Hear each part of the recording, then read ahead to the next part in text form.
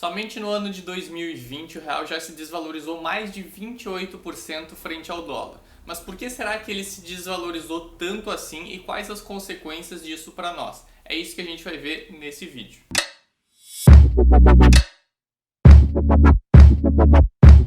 Opa, meu nome é Francisco, eu sou criador do Portal da Riqueza, o canal que tem como objetivo dar mais liberdade às pessoas através da educação financeira. No início desse ano de 2020, um dólar estava em torno de R$4, né? 4,1, 4,2, e ao longo do ano ele já chegou a quase 6 e hoje, no momento que eu estou gravando esse vídeo, ele está em 5,60. Se a gente pegar essa trajetória de 4 para 5,60, isso dá uma valorização de 40% do dólar frente ao real. Mas para chegar na depreciação, ou seja, na desvalorização de uma moeda para outra, a gente tem que fazer o caminho inverso. A gente tem que fazer o seguinte, que no início do ano, um real comprava cerca de 24 centavos de dólar. E hoje, um real compra cerca de 17 centavos de dólar. E essa diferença aí é que a gente chega numa desvalorização de mais ou menos 28,5% do real frente ao dólar. E essa desvalorização de 28,5% coloca o real em terceiro na lista das moedas que mais se desvalorizaram em 2020, perdendo apenas para países como a Venezuela e a Zâmbia, na África.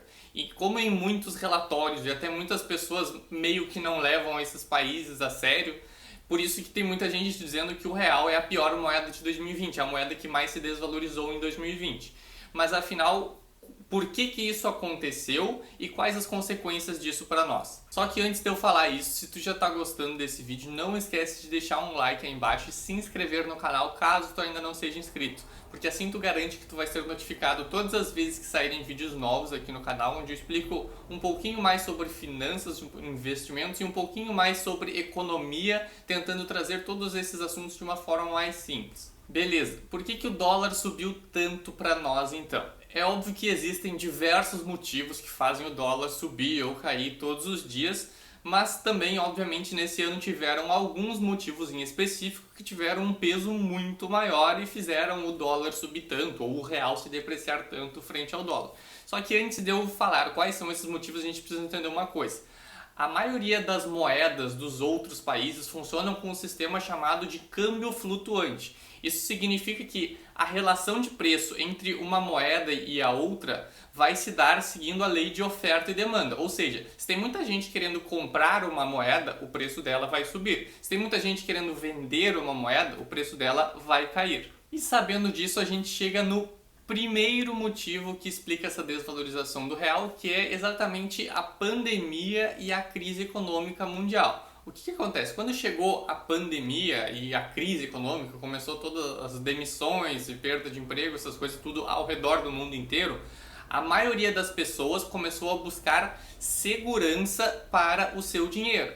E qual que é o país mais seguro que existe, mais forte que existe, é os Estados Unidos, porque ele é a maior economia do mundo e ele emite a moeda que é usada como a reserva mundial. O dólar é considerado a moeda mais forte e mais segura que existe, exatamente por conta desses motivos. Então muita gente ao redor do mundo inteiro acabaram vendendo o dinheiro que tinha para comprar dólar. Isso aconteceu também no Brasil. Muita gente vendeu seus reais para comprar dólar, para ter maior parte do seu dinheiro dolarizado, já que é a moeda mais segura que existe. E daí, muita gente vendendo reais para comprar dólar, o preço do dólar vai subir em relação ao real. Só que isso foi em nível global, digamos assim, Foi algo meio que natural devido a todas as circunstâncias. Mas por que será então que no Brasil esse efeito foi mais forte? Por que o real se desvalorizou mais em relação às outras moedas? E com isso a gente chega no outro motivo, que é um dos principais, na verdade, que explica toda essa desvalorização do real, que é a situação fiscal do Brasil que está se deteriorando, somado a uma taxa de juros fora da realidade.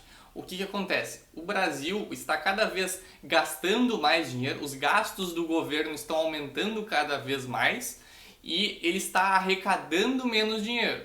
Ou seja, a dívida pública do Brasil está crescendo muito e não temos perspectivas de muitas reformas logo à frente.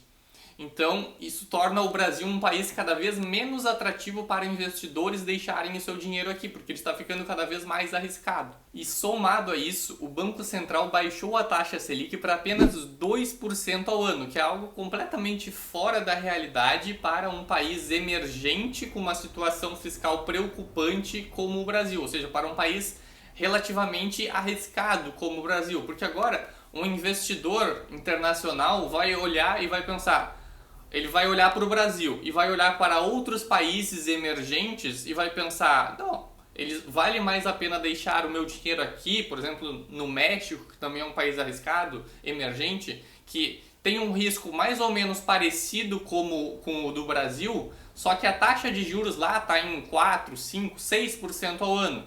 E o risco é o mesmo, ou seja, eu tenho o mesmo risco se eu investir aqui ou aqui, e aqui eu ganho mais. Então por que eu vou deixar o meu dinheiro aqui no Brasil se tem outros países com o mesmo risco, ou um risco até um pouco menor, pagando melhor?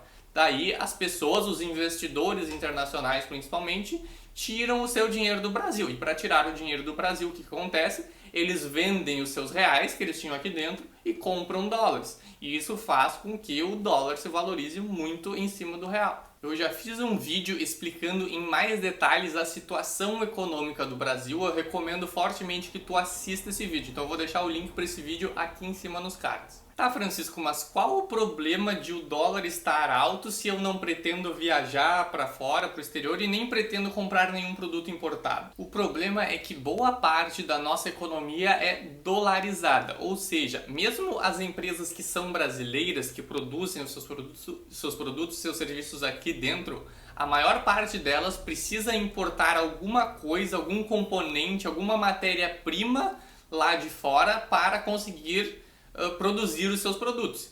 E se o dólar está mais alto e eles precisam continuar comprando esses produtos, esses insumos para produzir os seus produtos, significa que ficou mais caro para essas empresas produzir essas coisas. E se ficou mais caro para elas produzirem, o que vai acontecer? Elas vão ter que aumentar o preço desses produtos para nós aqui dentro no Brasil. Isso também acontece com um agravante ainda na questão dos alimentos. Por quê?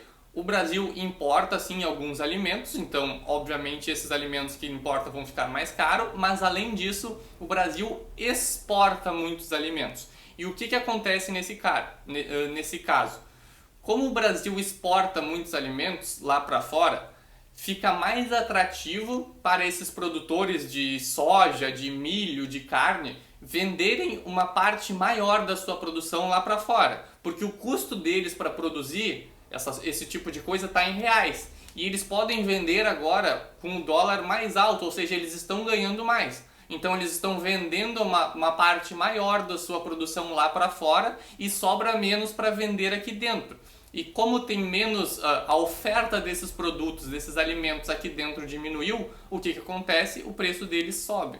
E é dessa forma que o dólar muito alto impacta na nossa vida, mesmo para quem não pensa em viajar e nem comprar algum produto importado. Ele impacta na nossa vida porque as coisas aqui dentro mesmo vão ficar mais caras.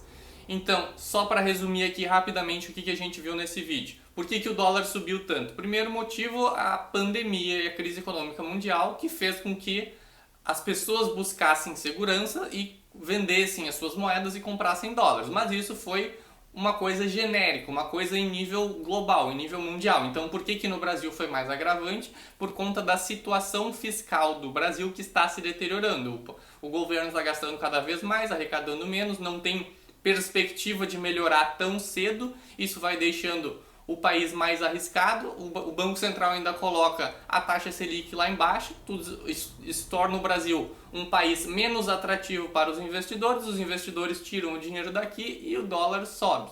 Comenta aí embaixo se tu gostou desse vídeo, se não gostou, se ficou com alguma dúvida, se tu tem sugestão de algum outro tópico, algum outro vídeo que tu quer que eu traga aqui no canal, deixa aí embaixo nos comentários que eu leio todos eles. Hoje eu vou ficando por aqui e eu vejo vocês no próximo vídeo.